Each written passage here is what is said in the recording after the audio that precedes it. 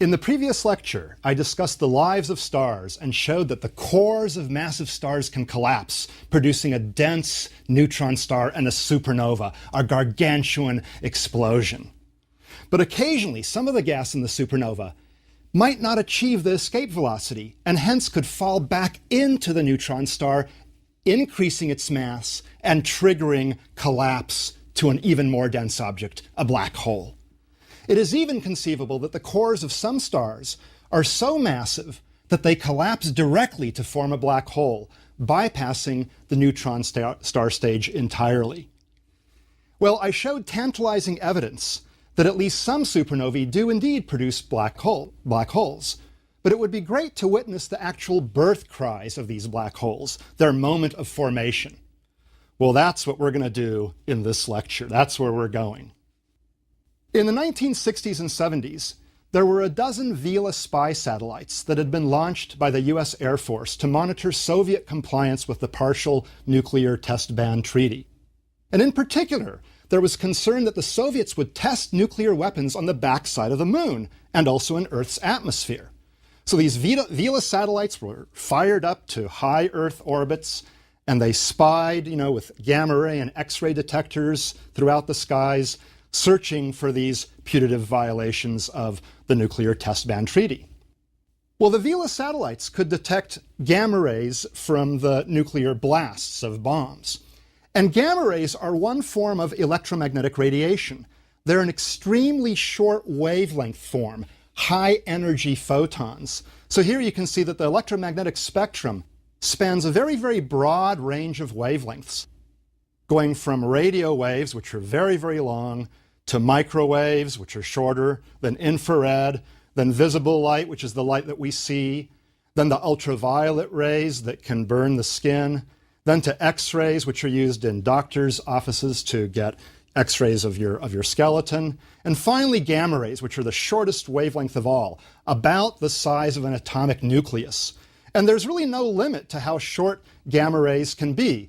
The shortest gamma rays are still gamma rays. The longest radio waves are still radio waves. This is just the broad set of classifications that we have. So the gamma ray detectors on the Vela satellites could detect these gamma rays, which are produced by the decay of radioactive nuclei in nuclear blasts. Well, the Vela satellites only detected one probable secret nuclear bomb test, and it wasn't even really by the Soviets. More interesting, however, was that they found intense, short bursts of gamma rays from seemingly random places in the sky, and these lasted just a few seconds each. Now, initially, the people who discovered these things kept them a secret. It was classified because these might have been nuclear tests. But pretty quickly it was determined that they didn't have the properties of nuclear bomb tests. The scientists at Los Alamos National Laboratories, who studied these gamma ray bursts, announced in 1973 their discovery and said that they are of cosmic origin. They're not nuclear blasts made by humans. So looking out at the sky, it turns out that roughly once per day you can see one of these blasts, a short, intense burst of gamma rays coming from some seemingly random locations in the sky. And these bursts show a very incredible variety of light curves, that is, brightness of the gamma rays versus time. They all look different. In fact, the joke is that when you've seen one gamma ray burst, you've seen one gamma ray burst, because they all look different. Look at them here. You look at the brightness on the vertical axis versus time on the horizontal axis, and you can see that, in fact, some are very spiky. They go up and down very rapidly in brightness. Other ones go up rapidly and that kind of decay more smoothly. There's just a great variety of shapes. And although there is this great variety, there seems to be two general classes, the short duration gamma ray bursts lasting fewer than 2 seconds, and the long duration gamma ray bursts lasting longer than 2 seconds. And in this diagram, you can see examples of short duration GRBs and long duration GRBs. Now, the distribution of gamma ray bursts in the sky potentially provides a clue to their location, power, and physical nature. If you look at a map of the Earth in a projection of this sort, this is known as an equal area projection, where different areas on this map represent equal areas on the Earth of actual land surface area. And if you look at the sky in this way, you can see our Milky Way galaxy being this flat disk with a bulge in the central region. In the middle of that bulge, there's the nucleus, where I'll discuss a supermassive black hole later on. But anyway, this is sort of the whole sky. And when you look at the Vela gamma ray bursts that were discovered, about 70 of them, it looked like they were pretty uniformly distributed over this oval. In other words, there was no obvious concentration toward the plane of our Milky Way galaxy or the plane of our solar system or anything like that. They looked pretty uniform. But really, there were only 70 GRBs, and so we couldn't really tell how uniform this distribution really was. So the physical models for gamma ray bursts were not well constrained. We couldn't really tell whether they're in the galaxy. They looked like they are not, but who knows? Anyway, so it turns out the physical models were unconstrained, and in the 2 decades following the 1973 announcement of the discovery of gamma ray bursts, over 100 hypotheses were formed as to what they really could be. You know, matter-antimatter collisions, comets hitting neutron stars, exploding stars, black holes crashing into planets, all sorts of things. It was just an incredible variety. It was a field day for the theoretical astrophysicists. Well, in the 1990s, a lot of progress was made with NASA's Compton Gamma Ray Observatory. And here you can see an image of the Gamma Ray Observatory. In particular, it had an instrument, BATSI, the Burst and Transient Source Experiment, which was hugely successful. There were 8 little units on the corners of GRO, and they could monitor essentially the whole sky. And they found lots and lots and lots of gamma ray bursts, thousands of them. And they found, in fact, that on a map of this sort, the bursts really were distributed pretty darn uniformly. There was clearly no concentration toward the plane of the Milky Way or of our solar system or anything like that. They seemed to be an all-sky uniform distribution, unlike our Milky Way. There was also no clear concentration toward nearby galaxies like the Andromeda Galaxy, so they clearly weren't concentrated in the Andromeda Galaxy. This very uniform distribution suggested that most gamma ray bursts originate in galaxies billions of light years away. They're very rare events, and so there are few in nearby galaxies because there are not many nearby galaxies. Now, if this is correct, if they're really very, very distant objects, and yet we can see them, then they must be among the most powerful explosions in the universe because they're really far away, yet you can see them. Well, BATSI and other instruments could only tell very roughly where in the sky any particular GRB occurred. The uncertainties were of order 5 degrees. You could sort of look and say, oh, there was one sort of over there, but you couldn't pinpoint it. And within such a large, uncertain region, there would be lots and lots of stars. And so it was difficult to know what was the actual optical or radio counterpart to that gamma ray burst. That meant that they were difficult to study. Suppose you have very poor vision and you see a flash of light coming generally from some direction, but not enough information to identify precisely where that flash of light came from. That's really frustrating because you can't get any additional information about that flash of light. Looking out at the sky, there are lots and lots of stars, and here you can see sort of the size of the full moon. Well, the BATSI error circles were many, many times the size of the full moon. And in a small region, like in the optical field of view of a telescope, there might be something like 10,000 galaxies if you take a long enough exposure. So over the entire circle of uncertainty of a BATSI burst, there might be, 1 million galaxies or something like that. You don't know which one is the one that produced the gamma ray burst. So for a while, the name of the game in gamma ray burst science was localization, localization, localization. That was all that was important, kind of like location, location, location in real estate. All right, well, a huge breakthrough in research on GRBs occurred when their afterglows at other wavelengths, like X-ray, optical, radio, were finally found.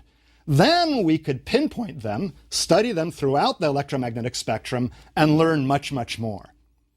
The Beppo-SAX satellite made a huge breakthrough in that it imaged the afterglows at X-ray wavelengths. Here's the X-ray afterglow of a gamma ray burst, and you can tell quite precisely where it is. And then radio telescopes could point at the same location and see if they detect it at radio wavelengths. And optical telescopes, like the twin Keck 10-meter telescopes in Hawaii, could look at that location and see what they might find at that location.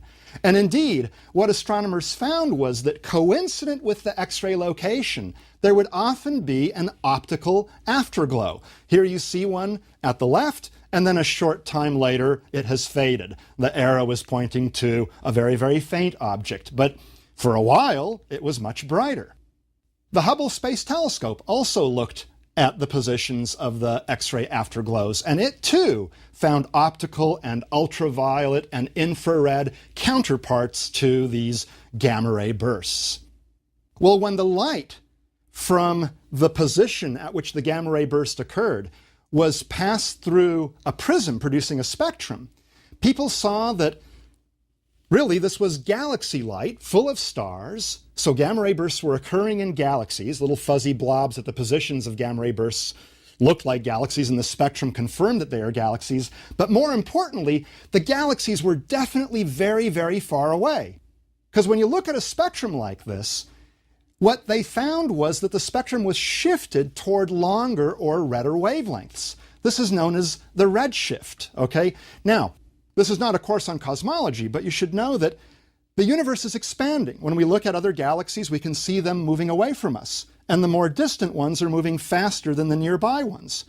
We know this because the spectra of more distant galaxies are more redshifted than the spectra of the nearby ones, and this means that they're expanding away from us faster. So here's a little demo of a one-dimensional universe where the galaxies are the ping pong balls. If I stretch the rubber tube, if I expand the universe, then you can see that from the perspective of this orange ping pong ball, all the others are moving away, and the more distant a galaxy is, the faster it moves away from the orange one because there was more space between it and the orange one, and every bit of space expands. So you have this naturally occurring phenomenon where the greater the distance, the greater the speed of expansion. And it doesn't imply that we live in the center of the universe. Any ping pong ball that you happen to be on would see the same thing. The more distant ping pong balls move away faster than the nearby ones. So from the recession velocity, which is given by the redshift, you could determine the distance. And it was found that these objects are in distant galaxies. They're moving away really quickly. Now, one object in particular was so bright that it could have been seen with a pair of binoculars, yet it was 10 billion light years away. So it was clearly associated with a very distant galaxy, 10 billion light years away, yet you could see it with a pair of binoculars. How great is that? This galaxy shown here is a kind of a weird-looking galaxy. It's got lots of massive stars forming in it, suggesting that gamma ray bursts might be associated with massive stars. Well, this very distant, bright object even made the Drudge Report, which announced biggest bang in the universe recorded, like the light of a million galaxies. This is not the kind of thing that usually appears in the Drudge Report, but hey, it was big news. Now, on the 19th of March of 2008, an even more powerful gamma ray burst was discovered. It was 7.5 billion light years away, over halfway to the edge of the visible universe, yet in fact it could be seen on a dark, moonless night with the unaided eye. Now, no one saw it, no one was looking at the right place, but had they been looking at the right place, they would have seen it with the unaided eye, yet it was 7.5 billion light years away. Wow! If it had been at a distance of 6,000 light years instead of 7.5 billion light years, it would have been as bright as the daytime sun. But the sun is only 8 light minutes away, not 6,000 light years away. And here you can see it at optical wavelengths. There it is, and then it fades. It rapidly fades with time. And in fact, these data were taken by a Polish team using a small telescope in Chile at Las Campanas Observatory. It monitors about 1/12 of the sky at a time, so it's called the Pie of the Sky project. And here's the team celebrating their discovery of the optical afterglow with a bottle of champagne. Now, my robotic telescope didn't quite catch this thing at its peak. It was busy looking at another gamma ray burst at the time, and so it was only about 20 minutes later that it turned to this one that was just going off. That's unfortunate, but that's the way it goes. We did catch the decaying light curve after the first 20 minutes or so and got a really great set of data, but we missed the naked eye visibility peak. It's the big one that got away, so to speak. Oh well, you win some and you lose some. Now, the only kind of gamma ray bursts for which optical counterparts had been found for a long time were the so-called long duration gamma ray bursts, those that last more than 2 seconds. And from these data and other data, we actually could tell that it's not that the gamma ray bursts emit light uniformly in all directions. No, instead, gamma ray bursts appear to concentrate their light in a narrow beam, maybe a few degrees wide or 10 degrees wide, something like that. So if you're looking along the beam, you see it. But if you're looking away from the beam, then you won't see it at all, or it might be really, really faint. So what happened was astronomers developed a model, so-called the fireball model, where they said a jet of very rapidly moving particles, relativistically moving particles, is zooming out along a particular direction at 99% of the speed of light. And then those particles collide with other particles, both within the jet. For example, they might be zooming out at different speeds, so there could be internal collisions producing light. Or the particles can collide with the so-called interstellar medium, the gas surrounding the gamma ray burst, and those collisions produce even more light. So the gamma ray burst and the optical afterglow and the radio afterglow and the X-rays and so on come from these bursts of particles colliding internally within the jet and also with the interstellar medium surrounding the object. Okay? And if you were looking from some other direction, you wouldn't see much at all. Now, it was also found that these long-duration gamma ray bursts are often in galaxies that are actively forming many massive stars. I already showed you one example. Here it is again. This is a weird-looking galaxy, kind of irregular. It's got lots of massive stars forming, and they've been forming for the past, perhaps 100 million years. Massive stars don't last very long, so this fact that these galaxies are forming lots of massive stars suggests that the gamma ray bursts are associated with massive stars because where massive stars form, massive stars die. They just don't have much time to move to other locations. So this suggested that gamma ray bursts are associated with stars that don't live a long time. Well, some might explode as supernovae. We know that some supernovae come from massive stars whose core collapses and the rest of the stuff goes bang. So maybe gamma ray bursts are some special kind of a supernova.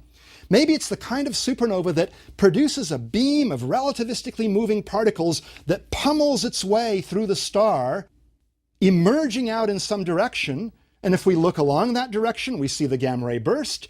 If we look perpendicular to that direction, we see a more or less normal-looking supernova. All right? This was the so-called collapsar model, and it was developed largely by Stan Woosley at the University of California, Santa Cruz. Here you can see an artist's impression of a very massive star near the end of its life. And it's got these winds blowing away the outer atmosphere of the star. But in an animation where we'll look in the core of the star, we'll see that the core collapses, forms a jet, and that jet pummels out through the star. Let's look at that. So let's zoom in to the interior of this massive star. It's a rotating star. It's near the end of its life. The core is collapsing, forms a jet along the rotation axis where particles can escape easily. That jet pummels its way through the star, emerges from the surface, produces two oppositely directed beams, and if you are along the line of sight toward one of the two beams, you see a very bright gamma ray burst lasting for only a few seconds. That's the model. And in fact, here's an artist's impression of a particularly colorful one of one of these gamma ray burst jets interacting with the interstellar medium, producing, if you're looking directly onto it, a very, very bright glow. Well, why should there be this powerful jet? Well, the massive star's core may collapse directly to a black hole releasing even more gravitational energy than the collapse to a neutron star. And if that energy can be channeled into particles, making them move fast, it's reasonable that the particles will escape along the rotation axis of this rotating star, because along the rotation axis, there's less material impeding its progress. So there's a lot of energy trying to get out, gets out along the jet that goes along the rotation axis. Gamma ray bursts may be the birth cries of black holes. What's left over is a black hole, a giant curvature of space and time. Not that we've ever seen one yet directly being produced by a gamma ray burst. We've not seen the black hole, but we think that one may well be present after the gamma ray burst has gone off. So given that at least some, and perhaps most, GRBs are associated with the birth of black holes, and that the cosmic nature of GRBs was discovered by scientists at the Los Alamos National Laboratory in New Mexico, it's perhaps appropriate that in Los Alamos there's a road called Black Hole Way. And here's a sign showing the road, Black Hole Way, kind of cool. I like pictures of signs. And near it, there's this military surplus store called Black Hole, where they sell all this, military junk, basically. I just love this kind of stuff. All right, well, suppose you've got this rapid rotation and you've got this high-speed jet of particles emerging along the axis of rotation, as shown here. It can pummel its way through the star if it is sufficiently powerful and energetic. Here you see it blasting through the star on its way out to the surface. But the more stuff it has to go through, the more energy it loses along the way. So you'd like the star to be pretty clear of material along the axis of rotation. If you have a star that looks like this during the moment of collapse, when there's not much material along the axis, it's more likely that that jet will get out. Here's another one where the jet can get out pretty easily. That's not the case if you've got a lot of star stuff in the way. So there's a demo I like to do where I've got a yogurt container, and the yogurt container doesn't allow yogurt to escape along the sides, just like the equatorial parts of the collapsing star have a lot of gas and don't let particles escape. But along the axis of the collapsing star, material is less dense and it can escape. In a similar way, along the axis of this yogurt container, there's not much material, so stuff can escape. When I drop this yogurt container, you'll see the yogurt go squirting out like a volcano in the generally vertical direction, not in the horizontal direction where its flow is impeded quite naturally. All right, so I can drop it and you can watch it do it. Boom, and it goes like that, just flying up into the sky. So that's the idea. This really wakes up my students at Cal. Well, the kinds of stars that are most likely to have this occur are the ones that don't have much hydrogen envelope to begin with. So most supernovae that come from massive stars have a thick hydrogen envelope, the so-called type 2 supernovae, but some don't have a hydrogen envelope, those are called type 1b, and others don't even have a helium envelope, those are called type 1c. Stars can lose their outer envelopes of gases through winds of their own near the end of their lives, as in the case of this one here, or through a process of transfer of material to a gravitationally bound companion. So you can see an artist's impression of a star transferring its outer envelope of gas to a companion. So if you have such a stripped envelope supernova go off, and it's highly rotating, not only do you have a natural axis of rotation along which stuff can escape, but you don't have as much material through which the jet has to escape because a lot of the material has already been gotten rid of by one way or another. So these are the theoretical collapsar models of gamma ray bursts. Some stars explode and are visible as supernovae, but in other collapsar models, you could, in principle, have a star collapsing all the way to a black hole, not producing a successful supernova. So you'd get a jet, but you wouldn't get a bright, visible explosion of a supernova. So the prediction is that at least some gamma ray bursts should be associated with the so-called stripped envelope supernovae, but not necessarily all gamma ray bursts. Some might directly collapse to a black hole with no associated supernova explosion. Well, in 1998, a gamma ray burst was found that was coincident with a supernova that became brighter and fainter in the following weeks. So this supernova was spatially and temporally coincident with the gamma ray burst.